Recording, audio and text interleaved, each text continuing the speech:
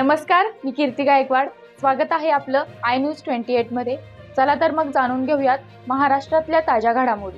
वाडा गावदेवी जत्रा सोहळा महोत्सव बोहाडा भाग 2.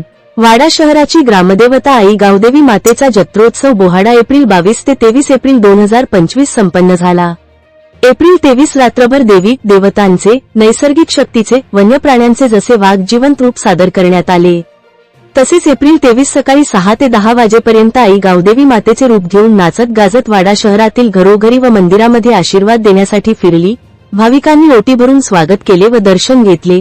तसेच सायंकाळी 7 ते 11 वाजेपर्यंत महाप्रसादाचं आयोजन केलं होतं. सर्व ग्रामस्थांनी या महाप्रसादाचा हजारोच्या संख्येने लाभ घेतला. ग्रामीण भागात बोहाडा आयोजित केला जातो, परंतु वाडा शहरा ठिकाणी आजही शेकडो वर्षाची परंपरा संस्कृती अबाधित जतन ठेवून या सर्व कार्यक्रमांचं आयोजन केलं जातं आणि या कार्यक्रमाला उत्स्फूर्त असा प्रतिसाद ग्रामस्थांकडून व भाविकांकडून दिला जातो.